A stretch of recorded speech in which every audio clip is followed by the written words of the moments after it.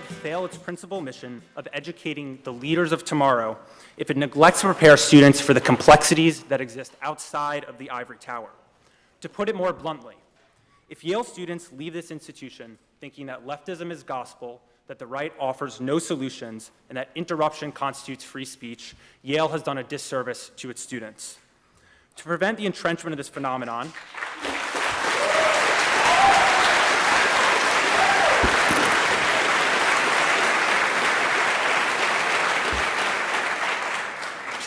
To prevent this phenomenon, which was first diagnosed by Bill Buckley over 50 years ago in God and Man at Yale, the Buckley program hosts lectures, debates, and conferences with guests who hold views that diverge from campus orthodoxy and challenge Yale students on their principles.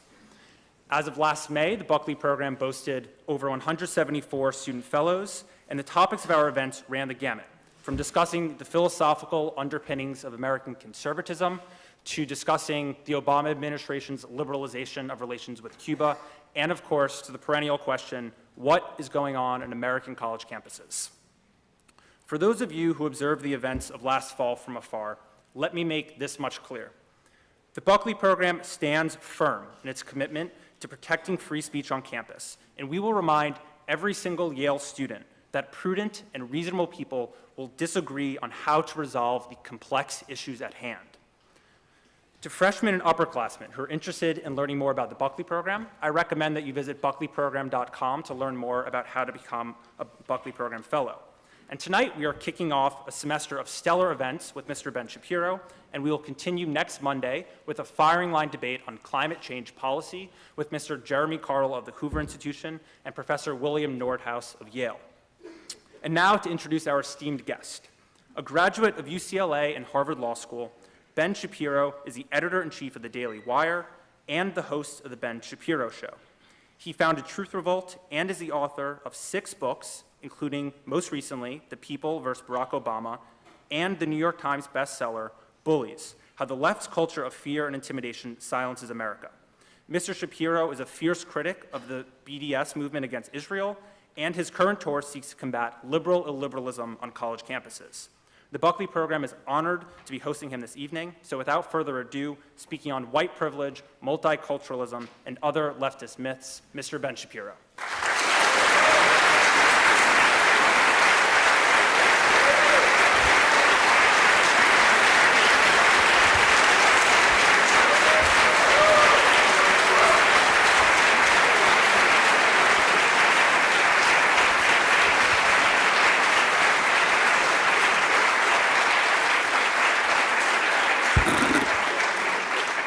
Well, thank you so much for having me. My mother will finally be pleased that I got to Yale. So first of all, thank you to Young America's Foundation. Brief note, if my voice seems to be going out, if I start hacking up a lung, it's just because I watched Hillary Clinton fall down on YouTube, and it's so contagious that alone seems to have affected me. Okay, so today, we're going to talk about all the dumb, stupid, nonsense words your professors and your administrators and students on this campus use to stifle debate and shut down opposition and excuse violence. So we're going to go through particularly, and we're going to debunk 5 of the most common campus terms that you hear all the time from the fascist left: diversity, white privilege, trigger warnings, microaggressions, and safe spaces. So the full hit list. Now, here's the warning. This exercise may make some people on the left a little upset. It may trigger some people. It may be construed as a microaggression. So there's your warning. If you don't like it, you can leave now. Facts tend to do that to people. And, you know, the good news is facts don't care about your feelings, as I'm fond of saying, and neither do I. So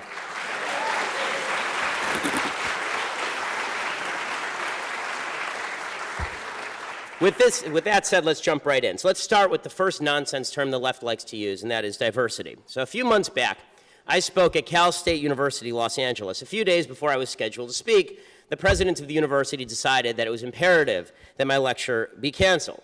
And he issued a letter explaining why he had canceled this lecture. He wrote, quote, "After careful consideration, I've decided that it will be best for our campus community if we reschedule Ben Shapiro's appearance for a later date so we can arrange for him to appear as part of a group of speakers with differing viewpoints on diversity. Such an event will better represent our university's dedication to the free exchange of ideas and the value of considering multiple viewpoints."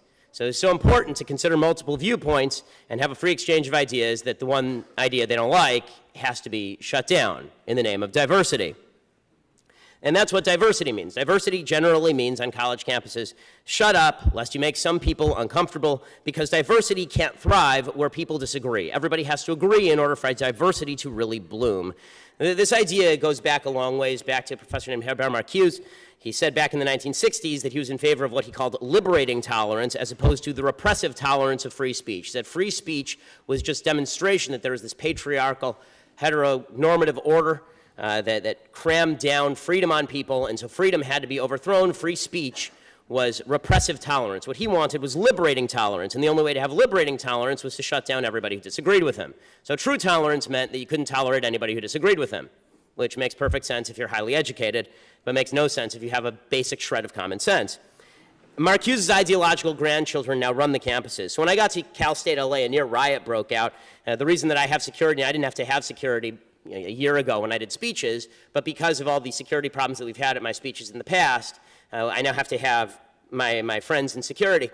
Students barricaded the doors, people pulled fire alarms, all in the name of diversity, all to show that this is what diversity was really about. And wasn't it just wonderful? Which begs the question, if the left doesn't care about diversity of thought, what exactly do they mean by diversity? Now, we all know what the left means by diversity. What the left means by, well, I haven't said anything bigoted yet, so you might want to wait.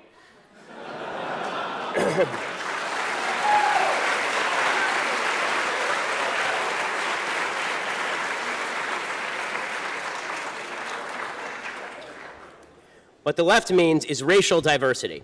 But racial diversity, as we all know from being decent human beings, really shouldn't mean much. A racially diverse criminal gang isn't a better enterprise than an all-black church choir.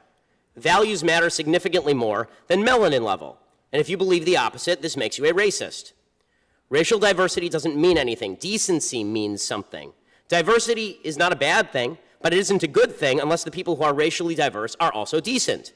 Diversity isn't a bad thing unless the people who are racially diverse are indecent. This is not a difficult thing. Diversity isn't our strength. Decency is our strength. Robert Putnam is the author of a book called Bowling Alone, big New York Times bestseller. He's on the left, and he used to believe in this mantra, diversity is our strength. And then he started doing experiments regarding communities, and what he saw was that in diverse communities, racial, ethnic diversity, which these days comes along with diversity of fundamental values, thanks to the multicultural left, it didn't lead to better, more cohesive, and more tolerant communities. And again, this is Robert Putnam, who's on the left. He wrote this. He said, the only two things that go up as diversity of your census tract goes up are protest marches and television watching. He concluded that the only way that you could actually create social capital, and social capital, of course, is the thing that allows you to leave your door unlocked at night and allows your neighbor to babysit your kids. The only thing that leads to that is decency, shared values. The only thing that allows people of diverse backgrounds not to be polarized by tribal identity, to live together and to overcome their tribalism, is decent behavior. But unfortunately, the left only cares about racial diversity. That's all they care about. It's a racist philosophy, and they make themselves feel good by saying they stand for racial diversity rather than values. No objective standard of behavior, just the level of the melanin in your skin is what counts, or the country that you came from, or the ethnicity of your parents.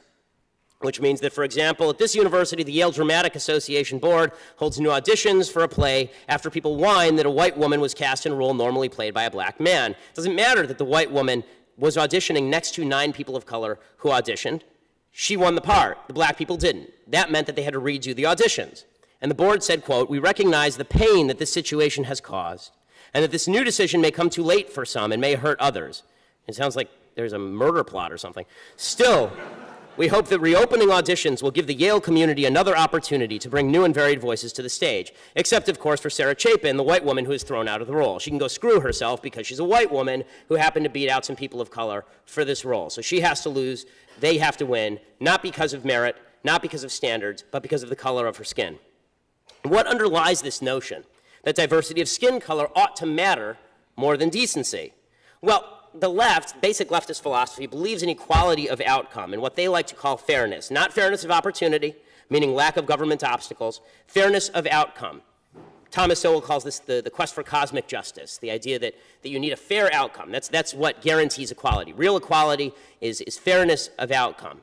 Inequality means inequity. By the same token, if there are 2 people in a room and one person is rich and one person is poor, something bad has happened. Some inequity has taken place. And if it turns out that one group of people with one skin color doesn't do as well economically as another group of people with another skin color, the left believes fairness of outcome hasn't been achieved, which means that the people who are in the group that's underachieving economically, that group is victimized. The people in that group are victimized. They've been sinned against.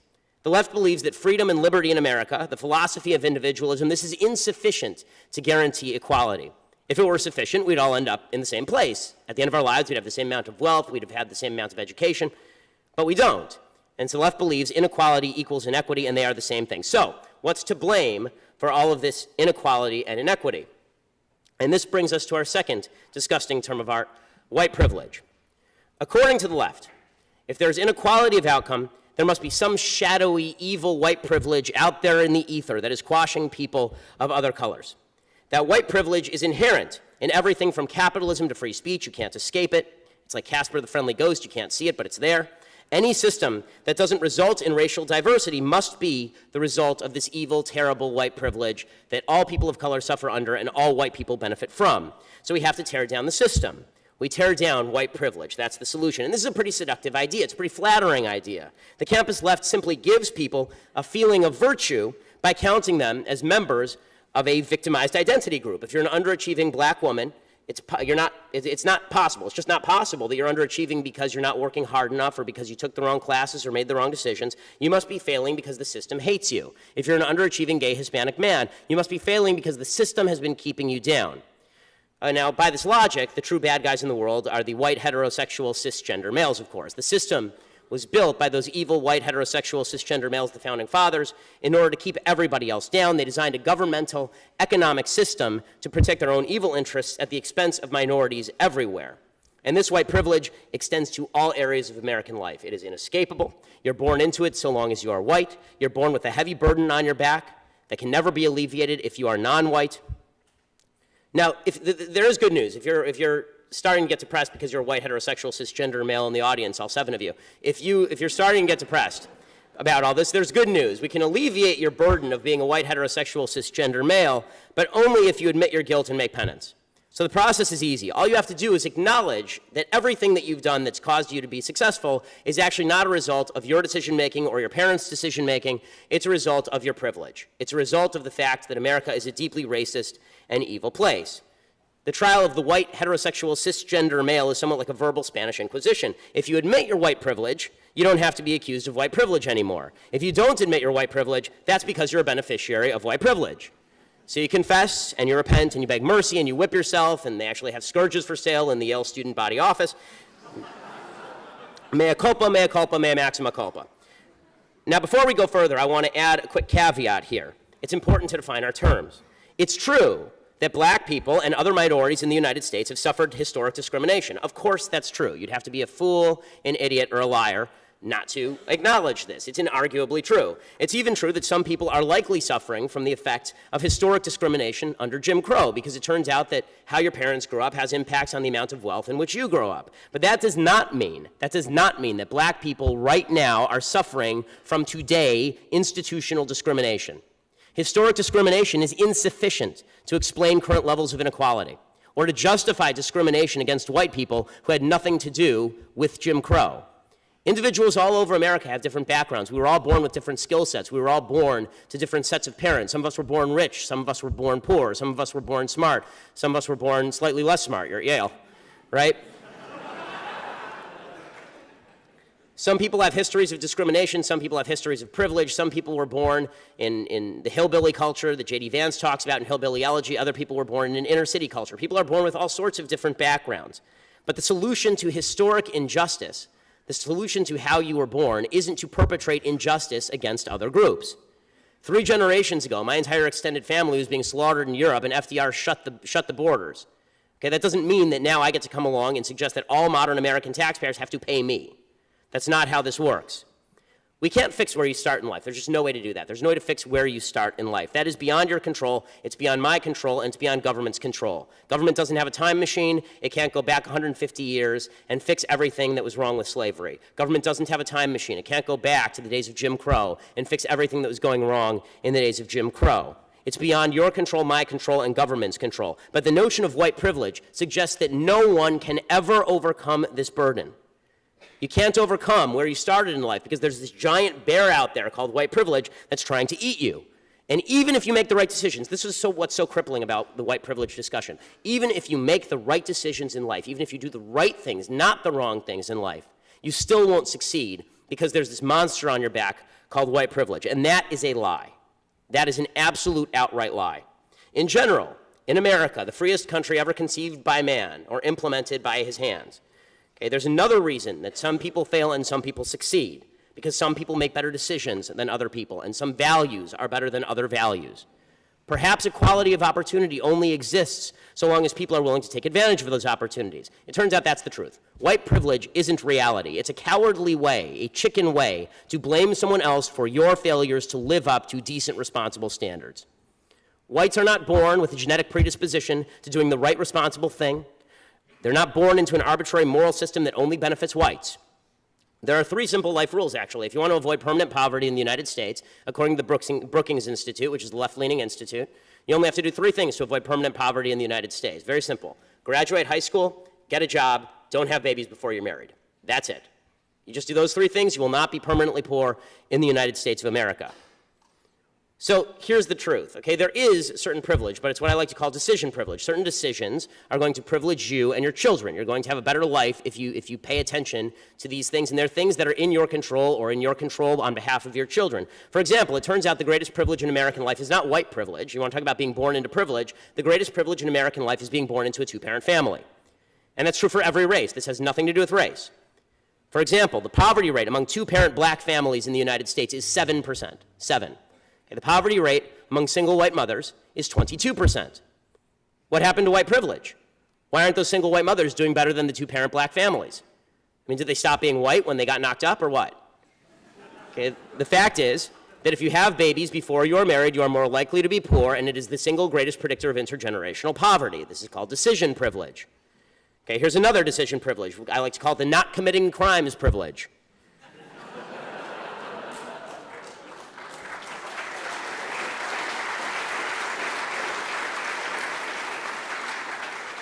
The higher criminality rate in the black community is not the result of some evil white system of skin privilege. It's the result of individuals being criminals. If you don't want to go to jail for murder, I have a quick and handy rule. Don't kill anyone. Here's the fact about that supposedly evil justice system, that evil racist justice system. It actually statistically under-prosecutes murder in minority communities because minority communities are under-policed. When the police do come into contact with black people to take the disgusting Black Lives Matters lie, police are less likely statistically to kill black people than white people in the same circumstances, according to Professor Peter Moskos of the John Jay College of Criminal Justice at CUNY. As early as 1994, the DOJ surveyed felony cases in the country's 75 largest urban areas and found lower felony prosecution rates for blacks than for whites. A deadly force lab study from Washington State University in the last couple of years found that participants were biased in favor of black suspects, not against them, in favor of them in simulated threat scenarios. In 2015, the DOJ analyzed the Philadelphia Police Department. They found that white officers were less likely than black or Hispanic officers to shoot unarmed black suspects. A widely publicized survey that just came out, a study that just came out from Harvard professor Roland Fryer in July 2016, surveyed over 1,000 police shootings and found that black suspects are shot significantly less often than white suspects in comparable situations. Fryer, for what it's worth, is black.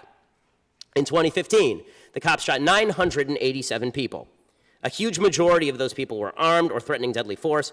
Blacks represented 26% of the people who were shot, even though blacks represent in the United States nearly 50% of all murder suspects. Police officers are 18.5 times more likely to be shot by a black male than an unarmed black male is likely to be killed by police. Okay, how about the white privilege of stop and frisk? You hear this one all the time, right? There's white privilege that it tends to stop and frisk, driving while black. In New York City, minorities keep running into cops because minorities keep committing an outsized share of crimes. The stop and frisk fiasco in New York City, where Bill de Blasio, the moron mayor, thinks stop and frisk is evidence of racism. From January to June 2008, 98% of all gun assailants in New York City were Hispanic or black. Stop and frisk in that city statistically under-targeted minorities. Only 85% of the people stopped and frisked were Hispanic or black. If there's white privilege, if there is, it's in over-policing white communities. Black communities don't need fewer cops, they need more cops to stop the crime. That's exactly what Black Lives Matter will never allow, and more black people will die because of it. How about pulling people over for speeding, driving while black? The DOJ and the New Jersey Attorney General commissioned a study in the 1990s after the DOJ accused the New Jersey Highway Patrol of being biased against black folks. And what they found is that black people sped disproportionately. Blacks were 25% of all speeders. They were pulled over 23% of the time. How about sentencing disparities? You hear this one a lot too, and the one that people normally cite is the disparity between crack cocaine sentencing and powder cocaine sentencing. The idea being white people do powder and black people do crack, and therefore black people who go to prison for longer sentences because of crack, that's racism in the criminal justice system. This neglects a few things. 1, crack is more addictive than powder cocaine. 2, it's easier to distribute than powder cocaine. 3, the lead sponsor of all of the legislation with regard to crack cocaine and increased sentencing in the 1980s were black legislators from the inner cities who are sick of watching their cities become prey to the crack epidemic. If you want to compare white and black drug crime laws, then why not use solid substances like crystal meth? 80% of the people arrested for crystal meth charges are white. The sentences for crystal meth per ounce are exactly the same, identical to those for crack cocaine.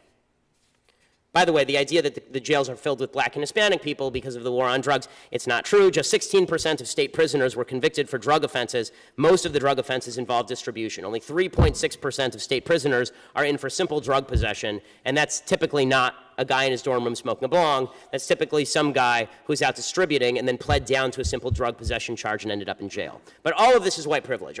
You can't explain any of these disparities with simple logic like I just did or with facts like I just did. It's all white privilege.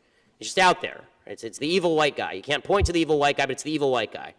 When Baltimore, when it riots, and it's largely black, and has a majority minority police force, and a black police chief, and a black mayor, and a black city council, and a black president, and a black attorney general, when it burns itself up because a black guy gets killed by several police officers, several of whom are black, that's white privilege. And if we're going to be fair about privilege, if we're going to talk about the people who are really privileged in the United States, perhaps we ought to start with the Asians, the nefarious Asians, right? Because the fact is that the evil, terrible Asians have been schlonging us all, as Donald Trump might put it. Asians do better on standardized tests. They have to do better on standardized tests in order to get into college. A Princeton University study from a few years ago showed that blacks receive a bonus of 230 points on the SATs. This is back in the days when it was out of 1,600. Versus their competitors, Asians received a penalty of 50 points. And they deserve it, right? I mean, they really do. I mean, we really know that the founding Asians just created the documents and created the system specifically to just destroy the rest of us, which is why the Constitution is written in Korean. Now, as you might notice in all of this, accusing a racial group of privilege without evidence sounds an awful lot like horrible racism. But that's what the left constantly does. Fact-based perspectives, good decisions, these are not a privilege, these are decisions. And the impact of those decisions is predictable.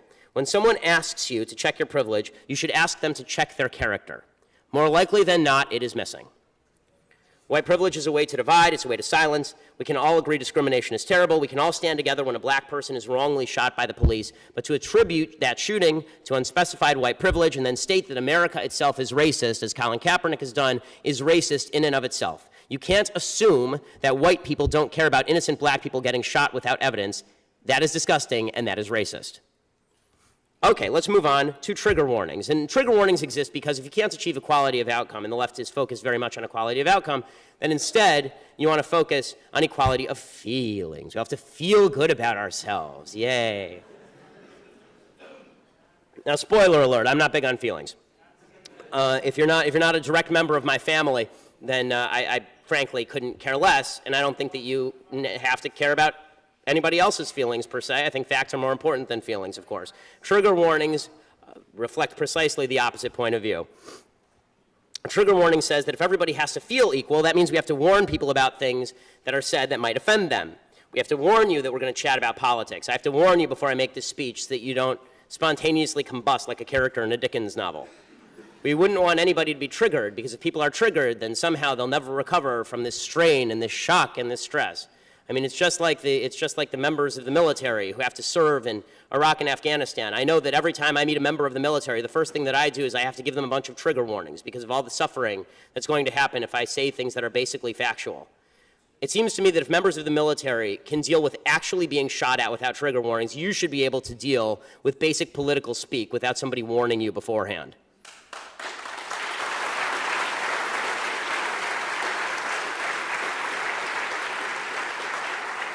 The important point about trigger warnings, the basic notion of trigger warnings, is that nothing subjectively offensive must occur. Nothing subjective. It's not that it's objectively offensive, it's subjectively offensive. If you find it offensive, we have to give you a trigger warning beforehand. We have to tiptoe around you. We have to bend reality to fit you. Your perception of yourself is more important than objective reality.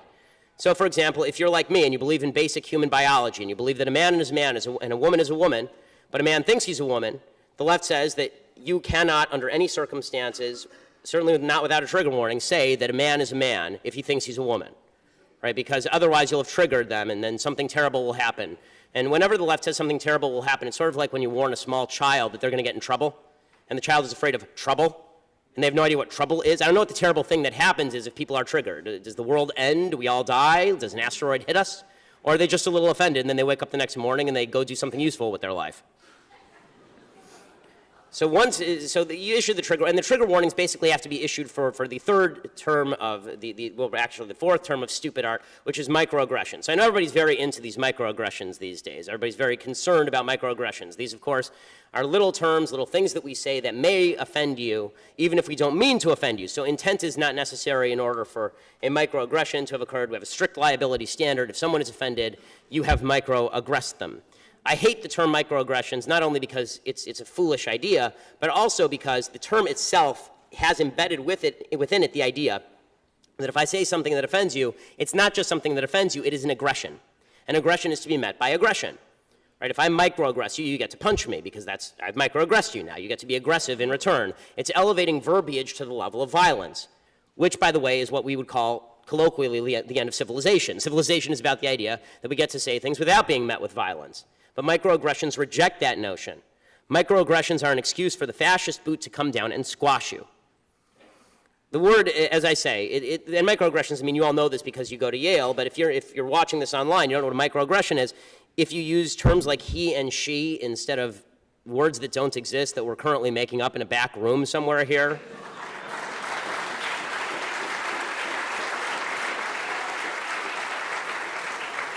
This is a microaggression. People have to be able to pick their own pronouns. Which, I mean, honestly, it sounds like a lot of fun to me. I've been watching a lot of Game of Thrones, so I prefer that all of you address me as Your Grace from here on in. If you say he and she, that's a microaggression. If you say things like, where are you from? That's a microaggression, which kills half of the pickup lines ever uttered. Right? If you say I'm colorblind, that's a microaggression because no one is colorblind. So if you say you hate racism, that's a microaggression because we're all racist. But if you say you're a racist, that's a macroaggression because you're not allowed to be racist. So good luck. The only commonality among all of these is that people find them offensive subjectively, not objectively. And then because you're mad, you get to reach out and hit somebody. And the way that you can tell this, when I spoke at Cal State LA, there was a professor who didn't like that I was there, and so he wrote on his door, he put up a whiteboard, and he wrote on there, the only real answer to microaggressions is macroaggressions. And unfortunately, this has bled up into the kind of leftist ether all throughout the United States. And we see it all the time. My favorite story about this is, of course, the CNN headline news story. How many of you have ever watched CNN headline news? This is a well-educated crowd, I would assume some. Show of hands, how many people have watched CNN headline news? Okay, that's the entire viewership of CNN headline news. Okay, so I was asked to go on CNN headline news. This would have been sometime last year. This is right around the time when Caitlyn Jenner was about to get the Hero of the Century Award from ESPN for the great heroic act of invading Normandy. No, I'm sorry, I mean for the great heroic act of having a couple of gender surgeries and some hormone treatment and being mentally ill. So they asked me to come on CNN headline news to discuss this because I'm the only conservative in a 30-mile radius of the CNN studios in LA.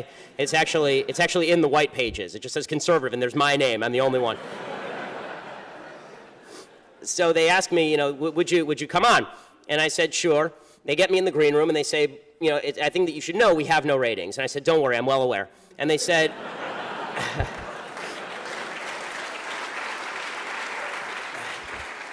and the producer says, so we brought you on and we want you to speak your mind. And I said, well, that's good because I don't really do anything else. And, excuse me. And And the producer says, also, by the way, I'm a producer. I used to be a producer for Jerry Springer. It was at that point I should have had second thoughts about this whole enterprise. But I instead said, okay, and we get out there, they put me on set, and it's me, and there's 3 people next to me, and then there's 3 people on the panel, if I recall correctly. There's 6 people total. So it's me against 6 leftists, which makes it almost fair for them. And they start the debate, and the debate is Caitlyn Jenner just a regular hero or a superhero, right?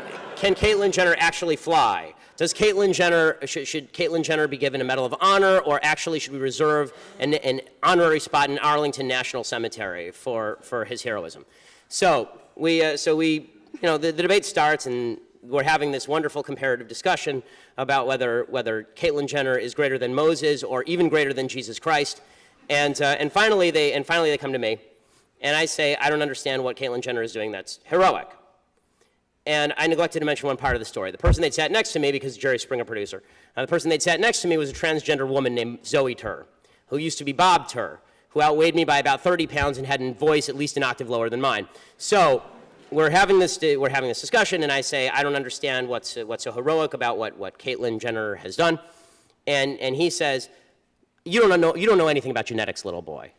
And I said, well, I know enough to know that every cell in Caitlyn Jenner's body has a Y chromosome in it, with, ironically, the exception of some of his sperm cells. And he says, well, you really don't know anything about genetics. They just keep repeating this, little boy, you don't know anything about genetics. And finally I said, well, what are your genetics, sir? And it was the sir that set him off.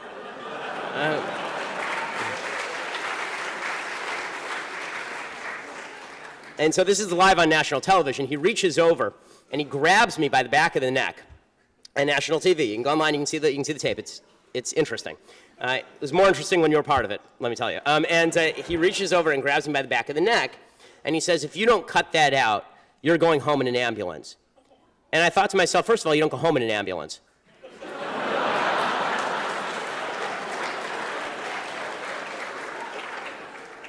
But what I said was, that seems mildly inappropriate for a political conversation. And the point of the story is not that I'm a jackass, okay? I might be, but that's not the point of the story. The point of the story is that the other people on the panel, all of them, universally, didn't say to Zoe Tur, take your hands off that person, you don't get to commit acts of physical violence if you disagree or are offended by something. The universal response of the entire panel was, how dare you say that to Zoe? You knew that you were going to offend Zoe. Which is, of course, when I said facts, that's when I said facts don't care about your feelings. And so I said, okay, well, it doesn't matter. I'm not interested in changing the facts of the situation to fit Zoe Tur's feelings. But everybody thought that the violence was justified. They thought it was all okay. It was fine. By the way, the violent threats continued. After that segment, Zoe Tur is walking off and growls at me, I'll see you in the parking lot. And then goes on Twitter a little bit later and threatens to curb stomp me, all of which I have to say I thought was very unladylike behavior.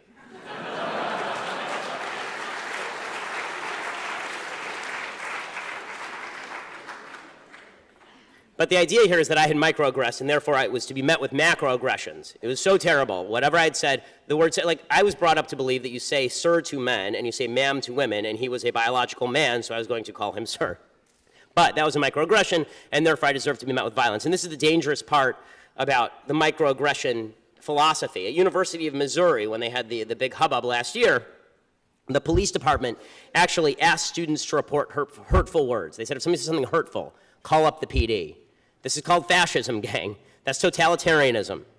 And this reaches ridiculous proportions. I mean, at Brandeis University, they had a situation a couple of years ago where the Brandeis Asian American Students Association, they put out an installation in the public square to bring attention to microaggressions. It was a wall with all sorts of microaggression phrases, and somebody reported them. They had to take it down because it was a microaggression. So once you rid the world of all the trigger warnings and the microaggressions, of course, then you finally have your magical safe space. And again, the implication is clear. If you are subjected to language that offends you, you are now unsafe. In which case, I spend my entire life in an unsafe area, even though, aside from Zoe Tur, I haven't been physically accosted in a long time. You require the protection with men with guns. If people disagree with you, you require segregated areas. At University of Missouri, the black students actually dictated that none of the leftist white students be allowed to protest next to them because it violated their segregated safe space, to which the KKK said, awesome, separate and also equal, fantastic. Safe spaces are safe in the way that the Matrix is safe. It's wonderful and it's happy until you realize it's all fake, and society doesn't actually operate by these idiotic rules, and that these ridiculous, stupid rules actually make you into a person who does nasty things. Take, for example, someone that I'm sure some of you know, a girl named Geraldine Luther. The girl who was caught on video shrieking like an insane nut job at Nicholas Christakis. As you all know, and I'm lecturing to the people on tape now, you all go to the school, so you know, of course, the controversy began because Christakis and his wife Erica, who serve as heads of the residential college Silliman, weren't willing to go along with the PC regime. Before Halloween, the Intercultural Affairs Council, which sounds like a useless bunch if I've ever heard of one, sent an email to students telling them not to wear costumes that would threaten our sense of community. Threaten our sense of community. Because as we all know, the Holocaust started because of costuming mistakes. This being rather vague, Erica, a professor of developmental psychology, sent out an email asking, have we lost faith in young people's capacity, in your capacity to exercise self-censure through social norming, and also in your capacity to ignore or reject things that trouble you? Well, it turns out you should have lost faith in young people's ability to do any of those things and not be stupid, precious snowflake losers. Over 700 students and faculty and alum signed an open letter whining in your email you ask students to look away if costumes are offensive, as if the degradation of our cultures and people and the violence that grows out of it is something that we can't ignore. Forgive me, was there a giant Halloween costume pogrom sometime in the recent past at this university? Did I miss it? Did I miss the part where people dressed up in Halloween costumes and then went around killing black folks? Like really, when was this time that the violence that grew out of Halloween costumes was super threatening to minorities on this campus? Seriously, maybe I missed it.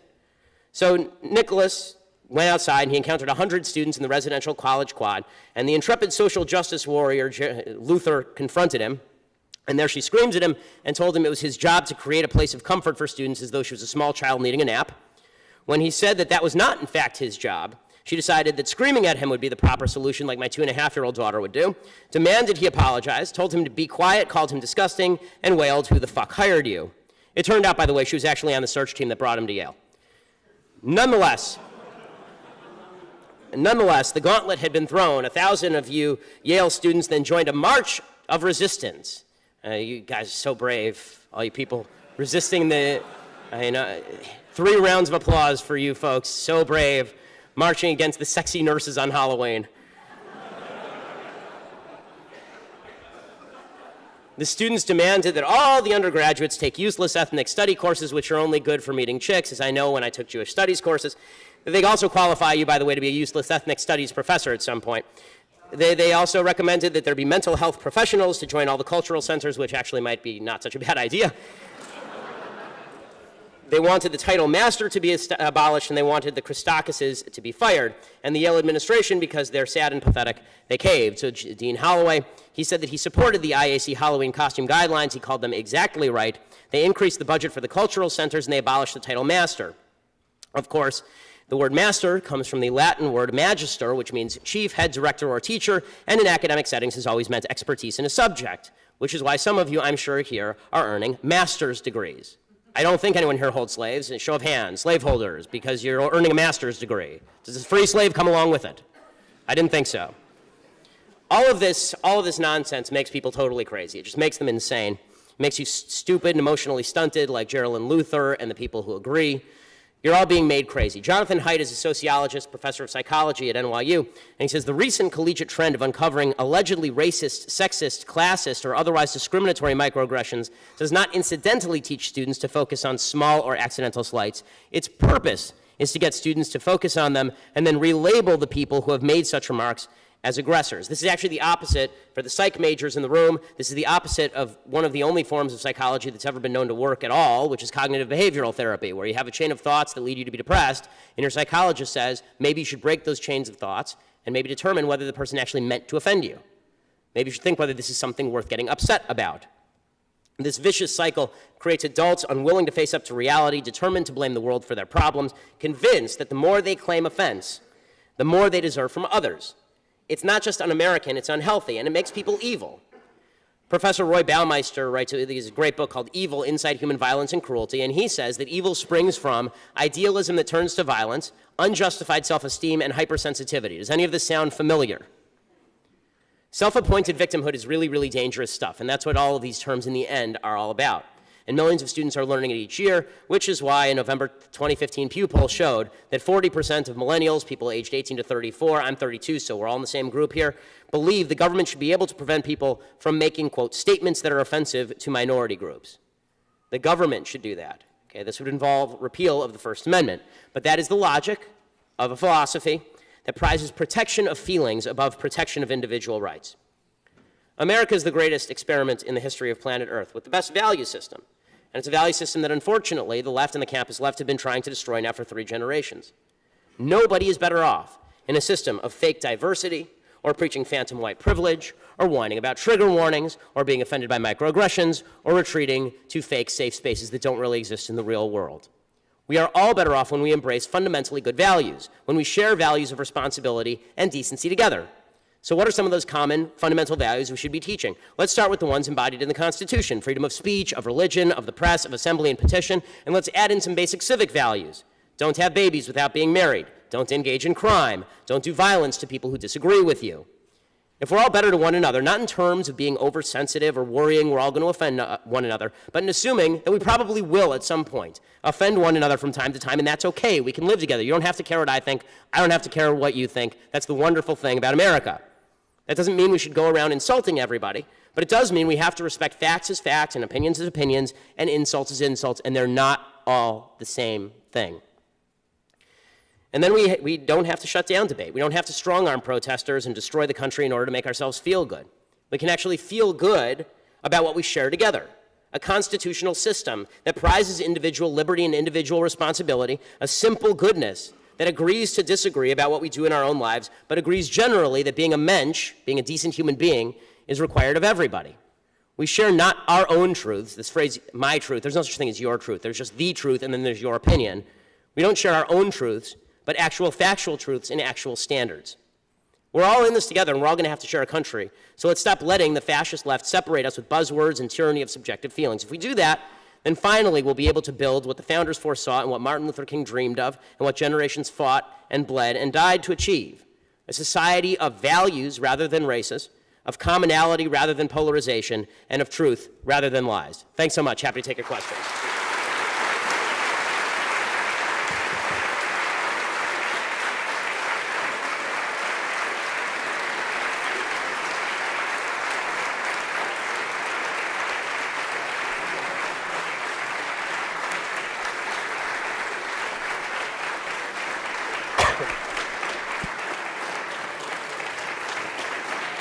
Thank you.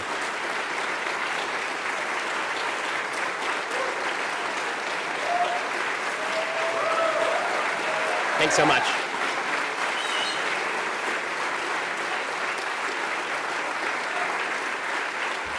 All righty. Well, thank you. I appreciate it. All right, we're gonna Let's take some questions, and my only rule, you guys will handle the questioning, but my rule is if you're left, you get to go first, because it's more interesting and more fun. Do you dare? That's it. Hi. Hey, how's it going? Is this on? Okay. Why are you doing this? Is it for fame? I don't understand. This being... I'm asking, why do you give these lectures and say these things? Is it because it's going to make you more famous? No, if I wanted to be more famous, then I'd write a TV show and take off my pants. I mean, no, the purpose of giving these lectures is to speak basic truths to generally crowds of people who either disagree with those basic truths. I encourage more leftists to come to my lectures, and also to arm people who believe in truth with facts that they can use to combat lies. That's the purpose of the lectures. Also, I get paid.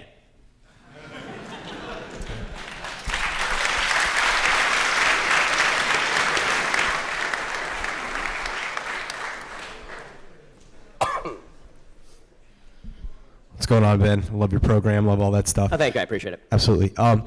I think as kind of a millennial conservative, constitutional conservative, one of the biggest threats and one of the hardest things to respond to from people on the left is when they talk about the utopia of the Nordic countries, because they are oftentimes armed with a lot of facts in regards to the efficiency of their public programs and things to that effect. So how would you recommend responding to those claims of the utopianism of the Nordic countries? Okay, so the first thing that's important to notice about the Nordic countries is that the Nordic countries are, by and large, extraordinarily ethnically homogenous. So they're not comparable and culturally homogenous as well. So Vermont looks a lot like Norway. Right? Bernie Sanders' philosophy works in Vermont and it works in Norway, but it only works for a temporary period of time because Vermont doesn't have its own defense budget, and really neither does Norway, right? We've been paying for the Nordic countries' defense budgets for a long time. Also, it's worthwhile noting that the taxes in these countries are extraordinarily high, and the countries are going bankrupt anyway. So for about a 15-year period, 20-year period, the Nordic countries have been experiencing extraordinarily slow growth, which has led them to actually elect more right-wing governments on economics and deregulate their economies, because it turns out people don't like paying twice the amount that it costs for a normal car. Right? The income tax rate in places like Denmark for middle-class people, not for upper-class people, for middle-class people is like 60%. So, it's easy for students to say 60% sounds good, but you all go to Yale, which means that eventually you'll have a job that pays you enough that you'll be paying a high percentage of your income in taxes, and it ain't that much fun. There's a reason that Denmark, all these countries are now turning away from this, and they've been living off the back of America paying for their defense budget for a very long time. So you have the privilege of not having to pay your own defense budget. You also have a group of what can best be described as upper education people who have grown up in Western countries with a particular set of values. And socialism, at least in the Nordic way, not full government ownership of resources, but high redistribution of income, that is capable of lasting for a certain period of time, but even there it collapses. Hi, Ben. Howdy. So unconscious bias is a concept well documented in psychological studies, which is basically that people associate negative things with people of color and positive things with whites. So if that is true, given that that is true, how does white privilege not exist? Okay, so you're asking about unconscious bias. I apologize because it's kind of echoey, but the question was, if there is unconscious bias, just to repeat it so I'm making sure I get it right, if there is unconscious bias, how does white privilege not exist? The question is, given that there is unconscious bias, how does white privilege not exist? So number one, when I speak about white privilege, so when I speak about white privilege, I'm speaking specifically about behavior. Okay, there have been no studies, and really I've looked at these studies, the connection between what they call implicit bias, this is their favorite phrase now, implicit bias, unconscious bias, and biased behavior has yet to be proven at any level that is even remotely necessary to be used in, for example, a courtroom, which is why it's never been used in a courtroom. It is also true that there is no way, there really isn't, there's been no proven way to alleviate what they call unconscious bias, which means that we're ghost hunting. So what I would suggest is that if there is unconscious bias, and I'll acknowledge the possibility or the reality of unconscious bias, if there is, then I need you to I don't care about what's in people's heads so much as what they do. So if you point me to a racist behavior, don't worry, I'll let you respond. If you point me to a racist behavior, I'm happy to stand alongside you and protest it. What I can't do is protest about things in people's head that I don't know about because I'm not a mind reader. Okay, so that's a really interesting response, and to that I have two questions. Firstly, what I've heard you say that this is something that, the way people think doesn't affect their behavior. So that's the first thing you've said. So I'm really curious if you can kind of give me another example of a thought that somebody has which doesn't affect their behavior. Like, do people who, support Trump not vote for him? Like, I'm very curious about that. Yes. And secondly, so the second thing that I want to ask is that if it's something it's hard to fix, does it mean we shouldn't do anything about it? Because you said, I don't know if we can change how people think. Does that mean we shouldn't try? I mean, first of all, not a great impression. But beyond that, my voice isn't that low. But beyond that, as far as the first question, which is, do people have thoughts that don't manifest in behavior? Yes, all the time. For instance? For instance, every thought that you have about walking up here and strangling me right now. I assume like we have thoughts all the time that don't manifest in behavior, and this is true every single day. We consider thoughts that cross our minds. And the problem with unconscious bias is the idea is you don't even know that you're having the thought, right? So how can you stop it if you don't even know that you're having it? But then we should be able to gauge the unconscious bias and its impact on behavior. That's why it's unconscious bias as opposed to conscious bias. Right? The idea behind unconscious bias is that it's not even a ghost, it's a ghost of a ghost, because you don't even know you're having the thought. So people, the whole idea behind diversity training is the idea that you can retrain people to stop their chain of thought in order so that it doesn't manifest in behavior. I don't think that every thought manifests in behavior. If it did, then every time a man saw a good-looking woman walk down the street, a straight man saw a good-looking woman down the street, we'd have a real mess on our hands. So the second question, the idea was a little too broad for me to respond to, which is just because something is tough, don't we have to face up to it? Yes, we have to face up to tough things all the time. And one of the tough things I would suggest that we face up to is that you have a lot more control over your own behavior and the decisions you make than the supposedly widespread unconscious bias of people you've never met.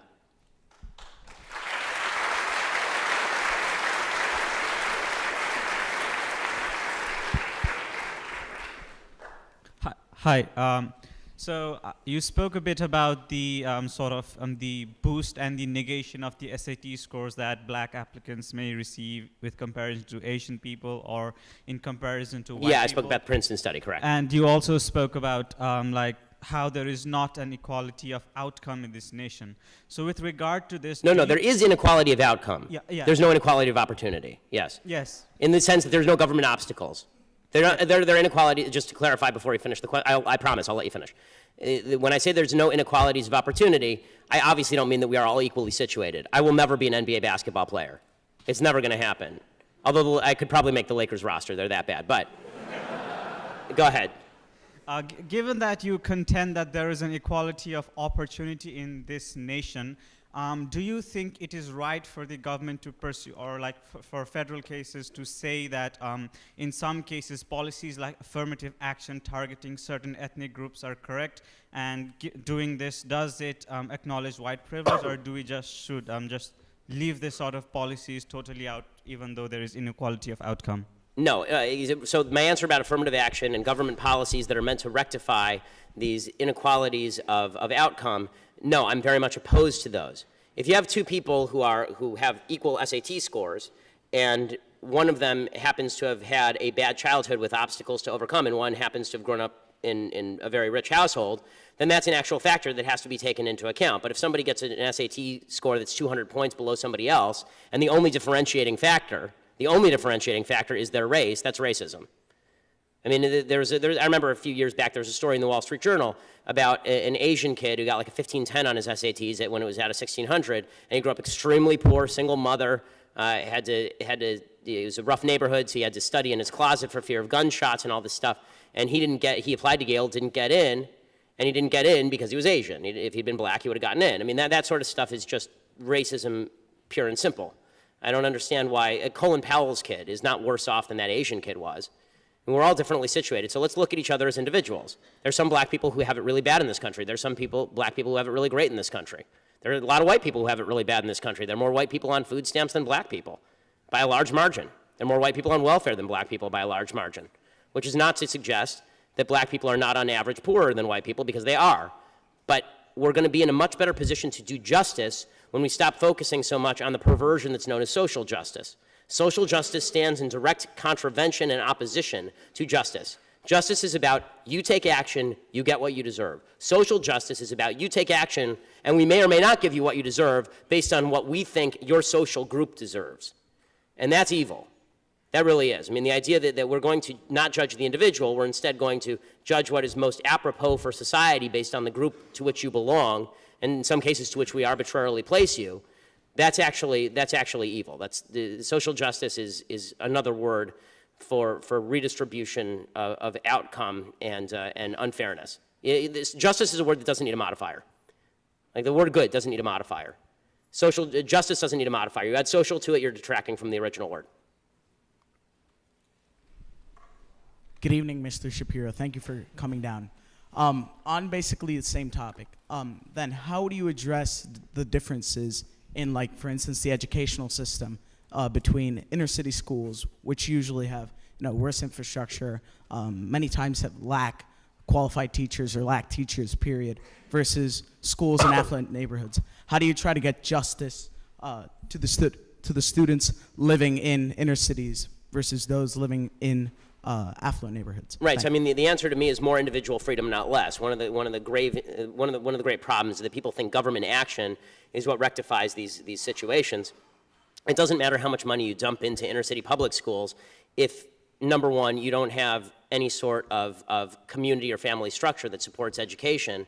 And this isn't just true of black communities, it's true. There's J.D. Vance's Hillbilly Elegy is a really worthwhile book, you should read it. It's all about a kind of downtrodden white communities in Ohio, and they have some similar problems to a lot of inner city black communities. The solution here is twofold. One, give parents more choice in where they send their kids to school. And two, a reversion to an actual belief in parental responsibility. Because the truth is that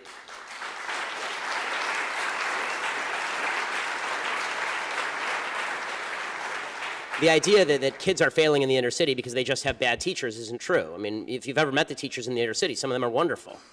And some of them, they're really doing the best they can, I think. I think the bigger problem that you have is when you have broken families and you have people who are not inculcating the value of education, and when you have people who are saying to young people, and this is true all over the country regardless of race, this is one of my problems with this election, is I think all of the candidates in their own way are basically saying, you're a victim of the society, so individual responsibility no longer devolves to you. If you actually have parents saying to their own kids, okay, I expect you to do well. I expect you to get an education. It's not a suggestion, it's an expectation that you're going to work hard. Then there really is, that's the only way that this is ever going to get solved. Parents are I have my own kids, I'm the one, in the end, even if there are no, I'm not going to send my kid to public school. I'm going to send my kid to private schools because the public schools in my area are a failure. LAUSD spends about $10,000 per student per year, and it's the worst school district in America. I'm going to send my kids to private school, but even if there were no private schools available, my job is educating my kids, just like my job is feeding my kids. My job is to take care of my kids. If I do nothing else in my life, taking care of my kids is my sole responsibility, and people who fail to recognize this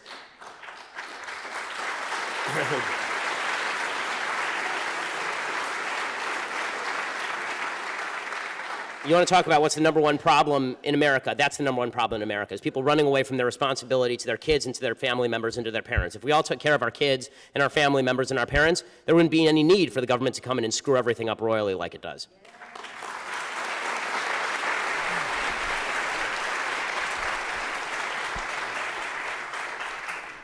Hi, Ben. I'm not a Yale student, but I'm down here because I was interested in the presentation. The question I have is related to affirmative action, and it's a topic that I don't think is discussed often. And the topic is such that, you know, me seeing affirmative action at universities and in the workplace, I work for the state of Connecticut where we have an affirmative action department, and some of the hiring is based upon race. And the thing I don't hear discussed is basically the downside of this being that, you know, for myself, anytime I'm looking at people maybe applying for jobs or getting things, or me selecting a physician or a lawyer or something, this question is coming to my mind, and I don't think it's fair for me to have this in my mind, but it's like, well, are they where they are because of some policy like affirmative action? Is that how they got to be where they were, or are they really qualified, whether it's a pilot, a lawyer, anything like that?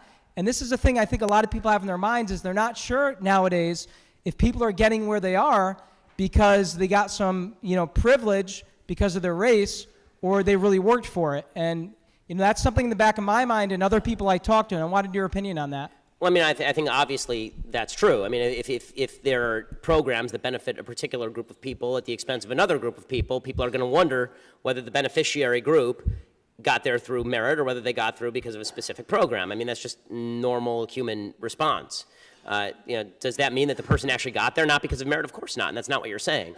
But that question is an open question. I mean, obviously, if you know that some people in a particular group got 5 points extra on a test, you don't know which of those people got 5 points extra on the test. I'll also say that affirmative action, which I'm against all the way across the board, it becomes particularly counterproductive in the realm of public sector contracts. When you're talking about the government hiring people with lower standards because of their race, I don't care what the race is of the fireman who saves me. I just care that he's able to carry my fat rear out the back door. And you know, I think that the government shouldn't be in the business of trying to rectify all of history's injustices. The government should be in the business of trying to find the best people for the job, since I'm a taxpayer and I pay those people's salary.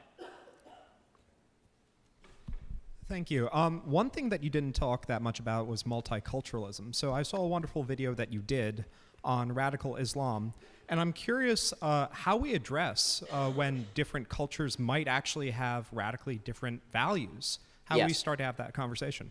Well, I mean, the first thing you have to do is be honest about that. I mean, this idea, and it's promulgated by right, left, and center, that everybody down deep has the same values. I mean, it's in the Declaration of Independence, the idea that these truths are self-evident.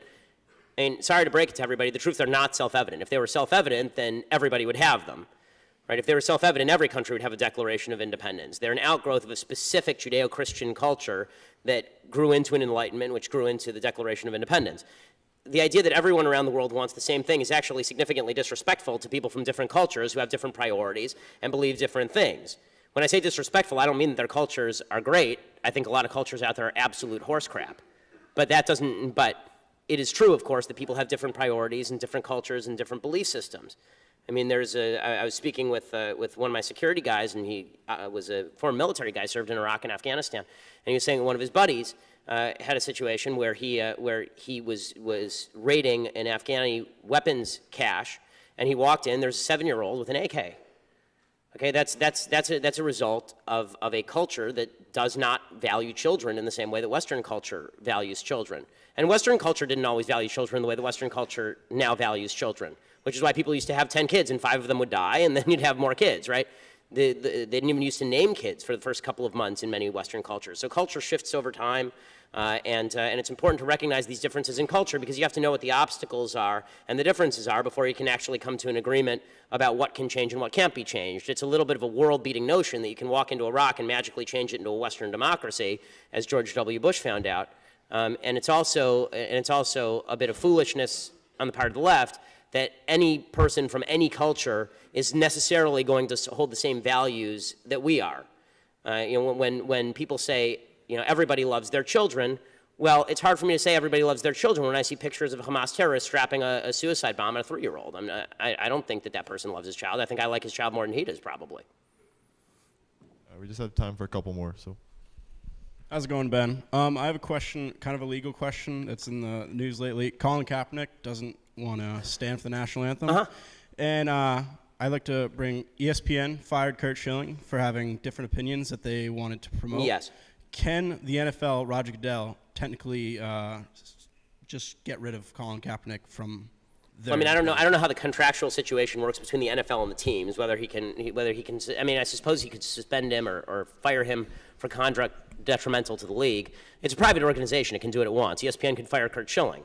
You may disagree with their decision to fire Kurt Schilling. I did, but I think that the idea that the NFL is somehow barred from doing that is silly. Now, do I think the NFL should get rid of Colin Kaepernick? No, I don't, actually. I think that Colin Kaepernick should be allowed to do that, and people should be allowed to boo him and root against him and hope that he gets sacked every time he gets on the field. I think that's probably the best solution.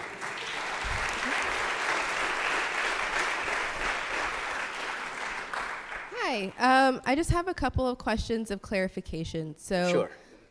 You touched on it a little bit towards the end of your lecture, but if you could describe more, I guess, elaborate more on what you mean by decency and these fundamental values, especially in light of the statements that you just made in response to the question, not this last question, but before this, recognizing the fluidity of culture and cultural values and the existence of cultures that don't necessarily share the same values, and how do you account for that, moving towards a common set of values? How do you, if you believe that it is useful, develop coalition politics in order to move towards a collective sense of value?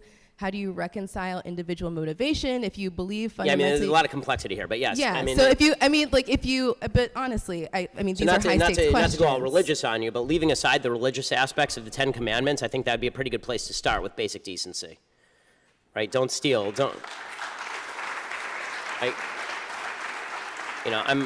I'm a deeply religious person. I'm an Orthodox Jew. I don't think that it's mandated that everybody believe in God, obviously, and I think that, and I understand the arguments for atheism. That said, I think that, basic values that we in Western civilization tend to share, things like you don't get to kill people, you don't get to kidnap people. I think that values that have developed later, anti-slavery values, for example, that are a later breaking development from Western civilization, but have roots in Judeo-Christian civilization. Those are values that are fundamental values of decency. The ones embodied in the Constitution seem to me to be good values, Like, I don't get to harm you because I don't get to use the government as a club against you because I disagree with what you say. I don't get to use the government as a club against you because I disagree with your religious practice that doesn't infringe on me. I have sort of a John Stuart Mill view of interpersonal decency when it comes to governmental intervention, and that is I get to wave my fist around as much as I want so long as it doesn't hit your face. I just wonder about the slipperiness of that, right? Because that same value system has been used to justify a number of things that I think we would understand to be fundamentally unjust. Well, give me an example. So as I say, the John Stuart Mill system would definitely not value slavery. I mean, that's not me waving my fist around until I hit your face. That's me putting you in chains. I mean, that's a fundamental human evil because I'm violating somebody else's rights. So it's the basic value that originally springs from the notion that we're all created in God's image, and then consummates in the idea that we're all equal under God, and that we all have equal rights under God. That doesn't allow things like slavery, and it fights against things like slavery. Now, where I think that some people get dicey about this, I don't want to lead you here, but I think this is where some people get dicey about this idea, is they say, okay, well, what about the things where I'm waving my fist around and I'm not formally hitting you in the face, but you're getting me upset? So, for example, if you have a private business and the private business decides to discriminate against Jews, right, or decides to discriminate against blacks or against gays, right? What would you do about that? So I don't think the government has any business telling private businesses what to do, because I think that capitalism is colorblind, and that means that if somebody discriminates against Jews or blacks or gays, they'll go out of business. There'll be other people who offer their services. The problem is, once you start to let government or society take a forced stand, an enforced stand as to what quote unquote good behavior is and bad behavior is, you start to get into real trouble. But I think we can all agree what actual harming behavior looks like. Actual harming behavior is not me denying you a service that I don't owe you in the first place. Actual harming behavior is me stealing something from you, punching you, taking your children, something that you have a right to, I'm taking away from you. And you don't have a right to my services. No one does. So just to be clear, is that something that you would define, this is my last question, Mm-hmm. is that something that you would define in objection, I mean, that you set sort of in opposition to things like microaggressions and things that you find to be false on the grounds that they are subjectively offensive? Are the things that you just listed things that you would find to be objectively offensive? Well, I mean, so now you're getting into a broader question, which is, are any values objective or subjective? All values, I suppose, in the end, are going to be subjective, but I think the ones that we can most easily agree on, and the ones to which there's an objective standard anyway, that doesn't require you to read my mind. Let's find a standard where we don't have to read each other's mind. So a standard where I don't have, microaggressions require me to read your mind. I have to try and figure out what's going to offend you and what's not. I don't have to read your mind to know you probably don't want me to punch you in the face. Right? Like there's an objective standard there where I don't have to read your mind. We all sort of agree. And if we can't agree on that, we can't agree on literally anything, and then society's over. So I guess time to buy your food parcels and build your bomb shelters, if that's the case. If we can't all agree it's bad to hit each other in the face, then we have no place to start. Thanks so much. All right, this will be the last question, right? Hi. So throughout your speech, you kind of treat the left as sort of this monolithic group of people. Yeah, like a terrible block of terrible people. Exactly. Sure. Yeah, it's exactly what I'm talking about. Like at one point, for example, he said the left hate free speech. The left only care about diversity but not values. Right, it's shorthand. The left is trying to destroy America's value system. My first question to you is, isn't this sort of kind of generalized hyperbolic language divisive, and doesn't it kind of add to division instead of bringing America together?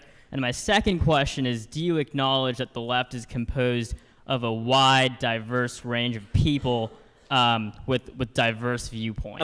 Of course. Oh, here's what I define the left as. So, good question. Here's what I define the left as if the speech didn't make it clear. Excuse me. When I say that the fundamental left value, if you believe this, you are on the left. If you believe that fairness of outcome is more important than than equality of rights, then you are on the left. Is it possible to be on the left without believing that?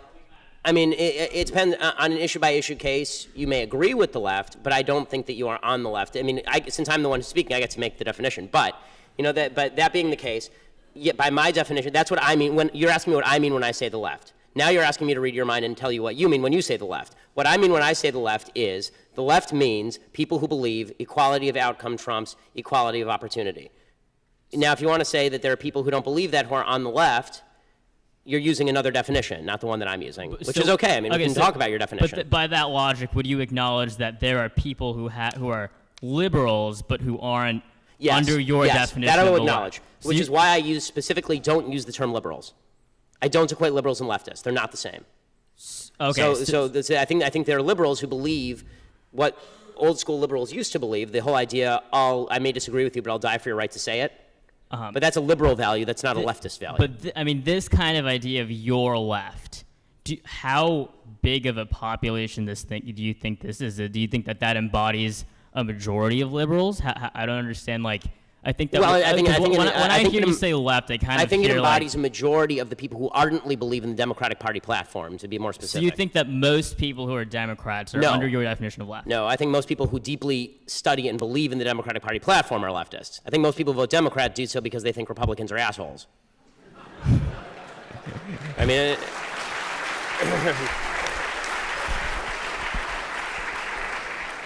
Thank you all so much for coming. Have a good night. Thanks.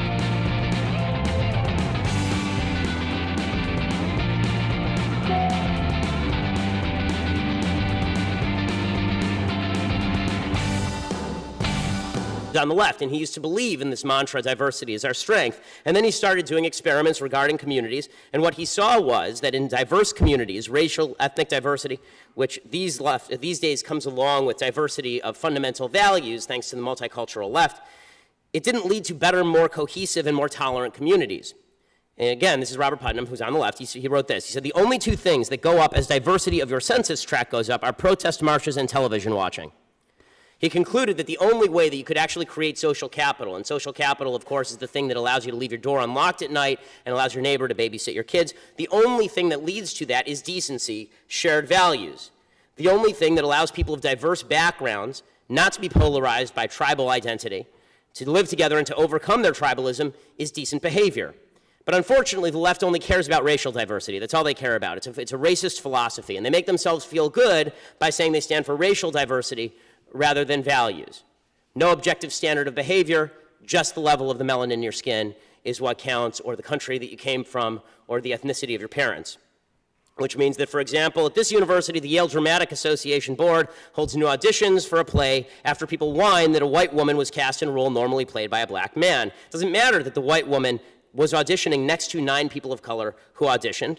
She won the part. The black people didn't. That meant that they had to redo the auditions. And the board said, quote, "We recognize the pain that this situation has caused, and that this new decision may come too late for some and may hurt others."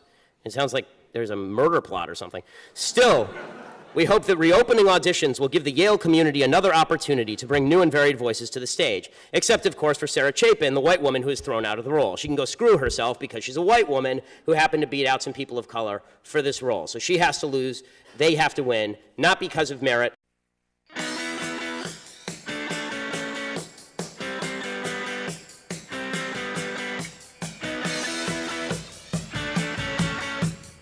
Yale would fail its principal mission of educating the leaders of tomorrow if it neglects to prepare students for the complexities that exist outside of the ivory tower.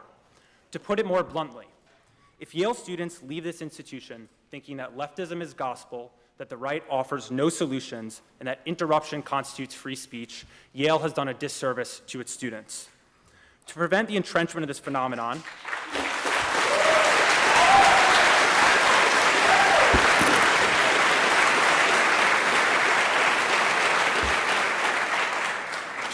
To prevent this phenomenon, which was first diagnosed by Bill Buckley over 50 years ago and got a man at Yale, the Buckley program hosts lectures, debates, and conferences with guests who hold views that diverge from campus orthodoxy and challenge Yale students on their principles.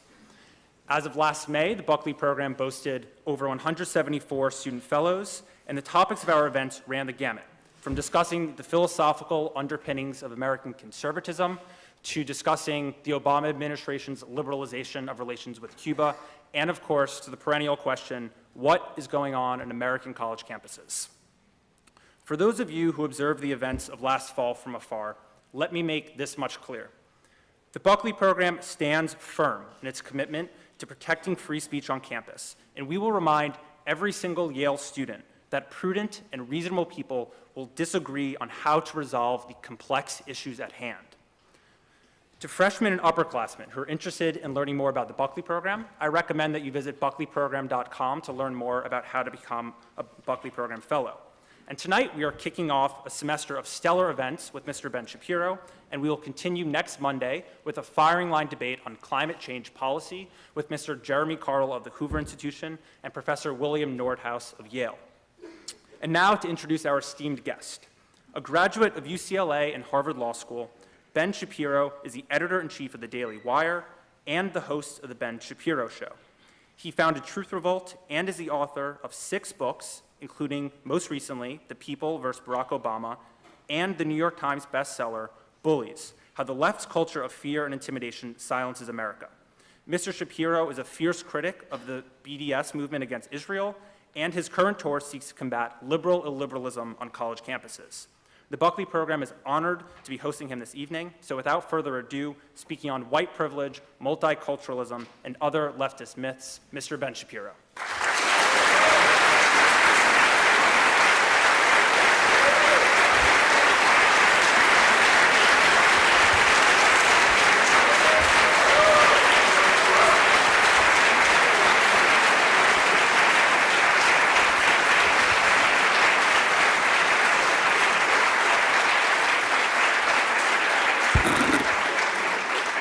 Well, thank you so much for having me. My mother will finally be pleased that I got to Yale.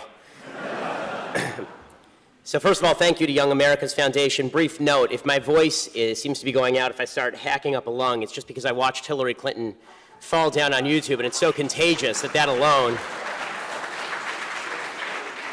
seems to have affected me. Okay, so today, we're going to talk about all the dumb, stupid, nonsense words your professors and your administrators and students on this campus use to stifle debate and patriarchal, heteronormative order that crammed down freedom on people, and so freedom had to be overthrown. Free speech was repressive tolerance. What he wanted was liberating tolerance, and the only way to have liberating tolerance was to shut down everybody who disagreed with him.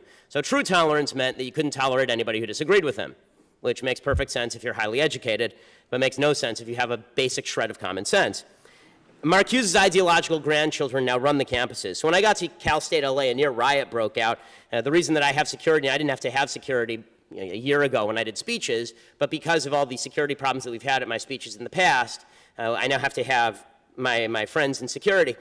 Students barricaded the doors, people pulled fire alarms, all in the name of diversity, all to show that this is what diversity was really about. And wasn't it just wonderful? Which begs the question, if the left doesn't care about diversity of thought, what exactly do they mean by diversity? Now, we all know what the left means by diversity. What the left means by, well, I haven't said anything bigoted yet, so you might want to wait.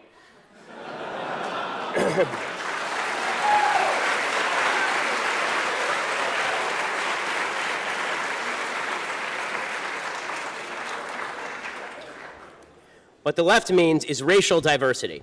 But racial diversity, as we all know from being decent human beings, really shouldn't mean much. A racially diverse criminal gang isn't a better enterprise than an all-black church choir. Values matter significantly more than melanin level. And if you believe the opposite, this makes you a racist. Racial diversity doesn't mean anything. Decency means something.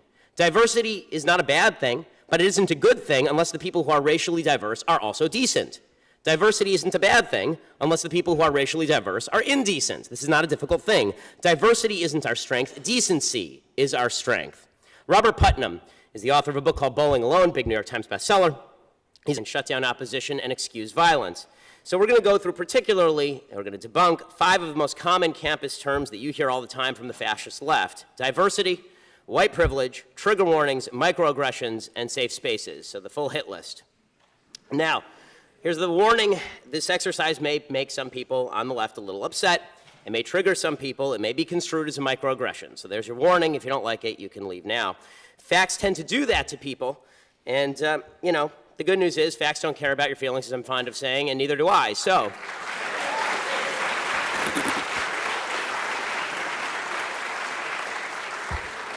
with that said, let's jump right in. So let's start with the first nonsense term the left likes to use, and that is diversity. So a few months back, I spoke at Cal State University, Los Angeles. A few days before I was scheduled to speak, the president of the university decided that it was imperative that my lecture be canceled.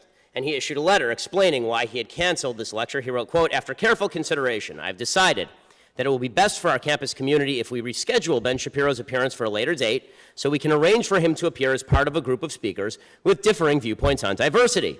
Such an event will better represent our university's dedication to the free exchange of ideas and the value of considering multiple viewpoints." So it's so important to consider multiple viewpoints and have a free exchange of ideas that the one idea they don't like has to be shut down in the name of diversity. And that's what diversity means. Diversity generally means on college campuses, shut up lest you make some people uncomfortable, because diversity can't thrive where people disagree. Everybody has to agree in order for diversity to really bloom. This idea goes back a long ways, back to a professor named Herbert Marcuse. He said back in the 1960s that he was in favor of what he called liberating tolerance as opposed to the repressive tolerance of free speech. He said free speech was just demonstration that there is this